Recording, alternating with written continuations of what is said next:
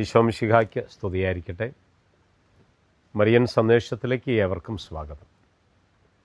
അമ്മയോടൊപ്പം ഒരു യാത്ര, അതാണ് ജപമാല മാസത്തിലെ നമ്മുടെ ആപ്തവാക്യം. അമ്മയോടൊപ്പമുള്ള യാത്രയിൽ നമ്മളെല്ലാവരും പങ്കുകൊള്ളണം. ഈ സന്ദേശങ്ങളൊക്കെ അത് അമ്മയോടൊപ്പമുള്ള യാത്രയിൽ പങ്കുചേരാനുള്ള ഒരു ആഹ്വാനമാണ്. അപ്പോൾ ഈ സന്ദേശങ്ങൾ മറ്റുള്ളവർക്കുമായി നിങ്ങൾക്ക് പങ്കുവയ്ക്കാം. അവരും കൂടെ ആ സന്ദേശം കേൾക്കണം. ഒരിക്കൽ അച്ഛനൊരു ഇടവക ദേവാലയത്തിൽ വിശുദ്ധ കുർബാനയ്ക്ക് പോകുന്നു. അവിടുത്തെ വികാരി അച്ഛൻ അന്നവിടെ സ്ഥലത്തില്ലാത്തതുകൊണ്ട് വൈകുന്നേരത്തെ കുർബാന എന്നെയാണ് ഏൽപ്പിച്ചത്. രാത്രിയാവും അച്ഛൻ വരുമ്പോൾ. ഞാനന്ന് കുർബാനയ്ക്ക് പോയി. അൾത്താരയിൽ ശുശ്രൂഷികളായി 2 ആൺകുട്ടികൾ. അവർ ഇരട്ട ആണെന്ന് എനിക്ക് മനസ്സിലായി. ആ കുഞ്ഞുങ്ങൾ പള്ളിയിൽ പെരുമാറുന്നതും അൾത്താര ശുശ്രൂഷികളായി പ്രാർത്ഥനകളൊക്കെ ചൊല്ലുന്നതും അത് കഴിഞ്ഞ് കപ്പ്യാരെ സഹായിക്കുന്നതും എല്ലാം കണ്ടപ്പോൾ എനിക്ക് ഭയങ്കര സന്തോഷമായി. ഞാൻ ആ മക്കളോട് ചോദിച്ചു, മക്കളെ, അച്ഛൻ ഒത്തിരി ആഗ്രഹം. എനിക്ക് മക്കളുടെ ഈ ദേവാലയത്തിലെ പെരുമാറ്റവും പ്രാർത്ഥനകളും ഒക്കെ കേട്ടപ്പോൾ എനിക്കൊരു ആഗ്രഹം, മക്കളുടെ വീടൊന്ന് കാണണം, അപ്പനോടും അമ്മയോടും ഒന്ന് സംസാരിക്കണം. ഞാനും വികാരിയച്ഛൻ അല്പം കഴിയുമ്പോൾ വരും. ഞാനും വികാരിയച്ഛനും കൂടെ മക്കളുടെ വീട്ടിലേക്ക് വന്നിട്ടുണ്ട്. അപ്പോൾ മക്കൾ പറഞ്ഞു, അച്ഛാ 7:30 കഴിയുമ്പോൾ വന്നാൽ മതി. അപ്പോഴേക്കും അപ്പച്ചൻ കട പൂട്ടി വരും. ഞാൻ പറഞ്ഞു, 7:30 കഴിയുമ്പോൾ ഞാനും വികാരിയച്ഛനും വരാം. അങ്ങനെ 7:30 കഴിഞ്ഞപ്പോൾ വികാരിയച്ഛൻ ഞാനും കൂടെ ആ മക്കളുടെ വീട്ടിലേക്ക് പോയി. പോകുന്ന വഴിയിൽ വികാരിയച്ഛൻ ആ മക്കളെക്കുറിച്ച്, ആ കുടുംബത്തെക്കുറിച്ച് എന്നോട് പറഞ്ഞു. ഇത്രയും നല്ലൊരു കുടുംബം. അവരുടെ അമ്മ ഇവരുടെ ചെറുപ്പത്തിലെ ക്യാൻസർ വന്ന് മരിച്ചതാണ്. ചെറിയൊരു കട നടത്തുന്ന അപ്പച്ചൻ. അവരുടെ അപ്പനും അമ്മയും ഈ അപ്പച്ചനാണ്. ഇത്രയും നല്ല കുഞ്ഞുങ്ങൾ ആ ഇടവകയിൽ. ഒരൊറ്റ ദിവസം കുർബാന മുടക്കില്ല, വേദപാഠം മുടക്കില്ല. വേദപാഠത്തിന് അവരാണ് മുൻപിൽ.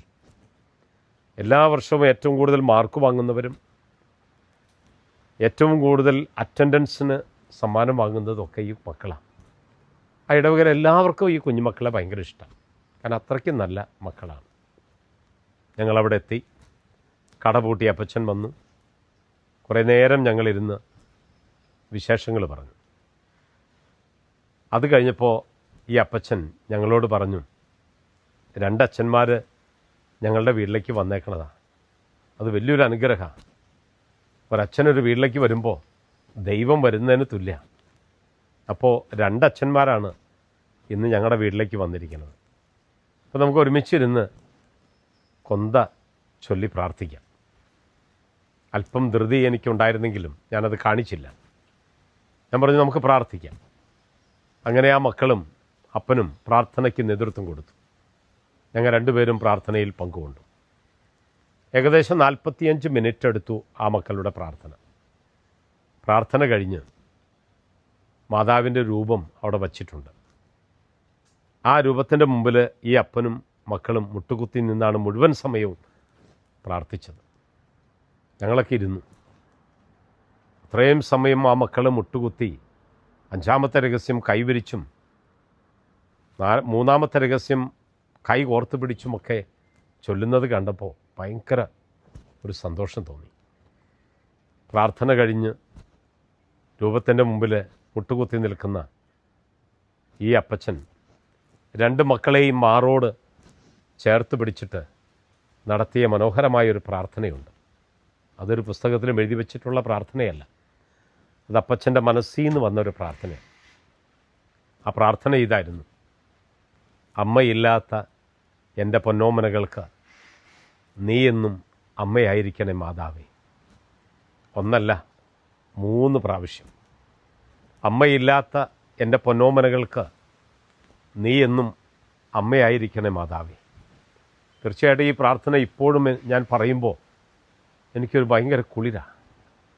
അത്രമാത്രം ഹൃദയസ്പർശിയായൊരു പ്രാർത്ഥനയാണ് അപ്പച്ചൻ്റെ. ഹൃദയത്തിൽ തൊട്ട പ്രാർത്ഥനയാണ്. ആ മക്കളെ മാറോട് ചേർത്ത് വെച്ചിട്ടാണ് ഈ അപ്പച്ചൻ ഈ പ്രാർത്ഥന നടത്തുന്നത്. അത് അവസാനത്തെ പ്രാർത്ഥന കഴിഞ്ഞിട്ട് ലാസ്റ്റ്, അമ്മയില്ലാത്ത എൻ്റെ പൊന്നോമനകൾക്ക് നീ എന്നും അമ്മയായിരിക്കണേ മാതാവേ. ഈ മക്കൾ വഴിതെറ്റോ? ഇല്ല. ഇന്ന് ആ മക്കൾ രണ്ടുപേരും ഡോക്ടർമാരാണ്, നാട്ടിൽ തന്നെ സേവനം ചെയ്യുന്നു. ആ അപ്പച്ചൻ ഇപ്പോഴും അതേ കടയിട്ടുകൊണ്ട് നിൽക്കുന്നു. രണ്ടുപേരും ഡോക്ടർമാരായി. ഒറ്റ ദിവസം പോലും മുടക്കം കൂടാതെ പള്ളിയിൽ പോകുന്ന മക്കളാണ് ഇപ്പോഴും അവരുടെ മക്കൾ. ഇതാണ് അമ്മയുടെ ഒരു ശക്തി. അമ്മയില്ലാത്ത പൊന്നോമനകൾക്ക് എന്നും കൂടെയുണ്ട് അമ്മ. അതാണ് അമ്മയുടെ ഒരു പുണ്യം, അതാണ് അമ്മയുടെ അനുഗ്രഹം, അതാണ് അമ്മയോടുള്ള പ്രാർത്ഥനയുടെ വലിയ വാത്സല്യം. ഈ പ്രാർത്ഥന മുടക്കരുത്. ജപമാല മാസം ആയതുകൊണ്ട് മാത്രമല്ല, അത് കഴിഞ്ഞാലും എന്നും വേണം ഈ പ്രാർത്ഥന. അമ്മയുടെ കൂട്ട്.